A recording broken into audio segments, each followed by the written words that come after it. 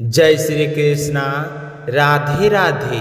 आप सभी को मीनू भक्ति कथा चैनल में हार्दिक स्वागत है। भगवान श्री की कृपा से आपका दिन मंगलमय हो और शुभ हो। आज दिनांक 14 मार्च और दिन शनिवार है। आज चैत्र कृष्ण पक्ष की 10वीं तिथि है। आज सूर्योदय का समय सुबह 6:32 और सूर्यास्त का समय 6:29 पर होगा। ब्रह्म मुहूर्त सुबह 4:56 से 5:44 तक रहेगा, जो जाप, ध्यान और भक्ति के लिए अत्यंत शुभ माना जाता है। अभिजीत मुहूर्त दोपहर 12:07 से 12:54 तक रहेगा। वहीं आज राहु काल प्रातः 9:31 से 11:01 तक रहेगा। अब आइए श्रद्धा और भक्ति के साथ चैत्र मास कथा का आज का दिव्य अध्याय सुनते हैं। तो प्रहलाद जी का उपदेश और हिरण्यकश्यप का क्रोध। तो नारद जी कहते हैं, जब दैत्य बालकों ने भक्त प्रहलाद का पवित्र और सत्य से भरा हुआ प्रवचन सुना, तो वे उसी क्षण से उनकी बातों को अपने हृदय में धारण करने लगे। वे बालक निर्दोष और निष्कपट थे, इसलिए उन्होंने गुरुजनों को दूषित शिक्षा की ओर ध्यान नहीं दिया। उनका मन केवल भगवान की भक्ति में स्थिर हो गया। जब गुरुओं ने देखा कि सभी विद्यार्थी की बुद्धि केवल भगवान की ओर आकर्षित हो रही है, तो वे अत्यंत भयभीत हो गए। वे तुरंत दैत्यराज हिरण्यकश्यप के पास गए और सारी बात का सुनाई। यह समाचार सुनते ही हिरण्यकश्यप क्रोध से कांप उठा। उसका शरीर क्रोध अग्नि से थरथराने लगा। अंततः उसने निश्चय किया कि अब वह अपने ही पुत्र प्रहलाद को अपने हाथों से मार डालेगा।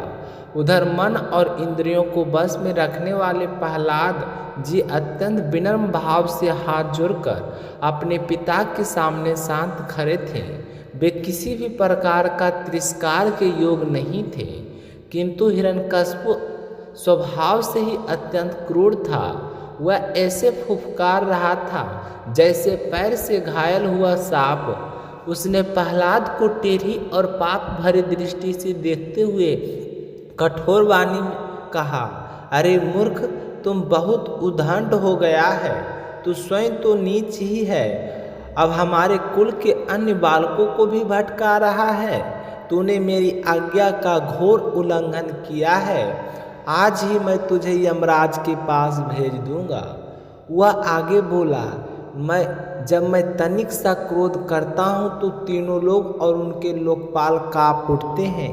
फिर तू किसके बल पर मेरी आज्ञा का विरोध करने का साहस करता है? तो प्रहलाद का दिव्य उत्तर। प्रहलाद जी ने अत्यंत शांत और विनम्र स्वर में कहा, हे दैत्यराज, ब्रह्मा जी से लेकर एक छोटे से तिनके तक इस संसार के सभी चर और अचर प्राणी भगवान के ही भक्त शक्ति से संचालित होते हैं। मैं केवल मेरे और आपके ही नहीं, बल्कि संसार के सभी बलवानों का बल भी उन्हीं से प्राप्त होता है। वहीं परम प्रभु काल स्वरूप होकर समस्त प्राणियों को शक्ति प्रदान करते हैं। तो इंद्रियों का बल, मन का बल, शरीर का बल और धैर्य सब उसी परमेश्वर से प्राप्त होता है। वही भगवान अपनी दिव्य शक्तियों से इस संसार की रचना, पालन और संहार करते हैं। वे तीनों गुणों के स्वामी हैं। तो फिर प्रहलाद जी ने अत्यंत करुणा से कहा, पिताश्री, आप इस असुर भाव को त्याग दीजिए और अपने मन को सबके प्रति सम्मान बना लीजिए। इस संसार में मनुष्य का सबसे बड़ा शत्रु कोई और नहीं, बल्कि उसका स्वयं का चंचल मन है। जब मनुष्य सभी प्राणियों के प्रति स्वभाव रखता है, वही भगवान की सबसे बड़ी पूजा होती है। उन्होंने आगे कहा कि जो लोग इन 6 इंद्रियों रूपी डाकुओं पर विजय प्राप्त किए बिना यह सोचते हैं कि उन्हें सारी दिशाओं को जीत लिया है, वे वास्तव में अज्ञानी हैं। लेकिन जिसने अपने मन और इंद्रियों को जीत लिया और सभी प्राणियों की समानता का भाव प्राप्त कर लिया, उसके भीतर से काम, क्रोध और लोभ जैसे शत्रु स्वयं नष्ट हो जाते हैं। तो हिरण्यकशिपु का अहंकार प्रहलाद जी की बातें सुनकर हिरण्यकशिपु और भी क्रोधित हो गया। वह बोला, अरे मंदबुद्धि, अब तेरी मूर्खता की सीमा समाप्त हो गई है। लगता है तू मरना चाहता है, क्योंकि जो मरना चाहता है वही ऐसी निरर्थक बातें करते हैं।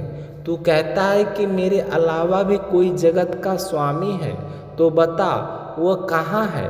और फिर वह व्यंग से बोला, अच्छा तू कहता है कि वह सर्वत्र है, तो क्या इस खंभे में भी है। तो प्रहलाद जी ने शांत भाव से उत्तर दिया, हाँ पिताश्री, भगवान तो सभी जगह रहते हैं।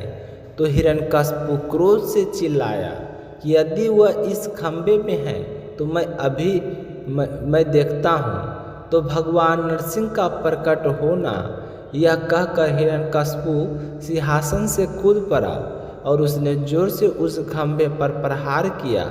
जैसे ही उसने खंभे को मारा, उसी क्षण उसमें से एक भयंकर गर्जना हुई।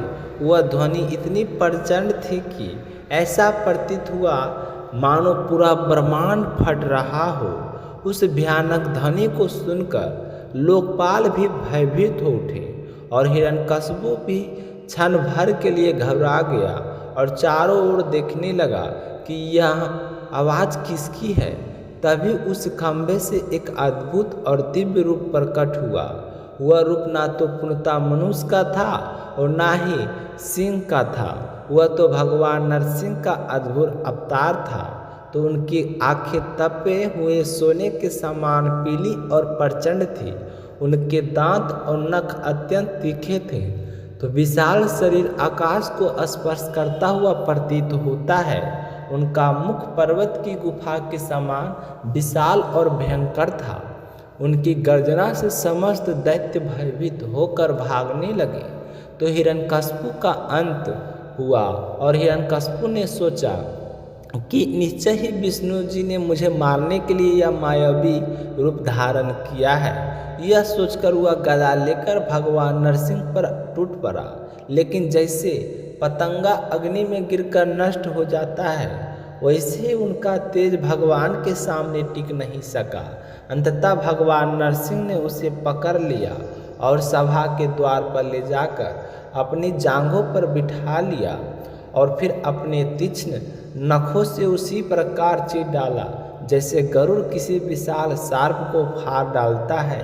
इस प्रकार भगवान ने अपने परम भक्त प्रहलाद की रक्षा की और संसार को यह संदेश दिया कि भगवान अपने भक्त की रक्षा के लिए कहीं से भी प्रकट हो सकते हैं। तो इसी के साथ आज का यह पावन अध्याय यहीं पे समाप्त होता है। तो प्रेम से बोलिए भगवान श्री हरि विष्णु की जय हो, भगवान नरसिंह देव की जय हो, भक्त प्रहलाद जी की जय हो। हम कल कथा का अगला दिव्य अध्याय सुनेंगे।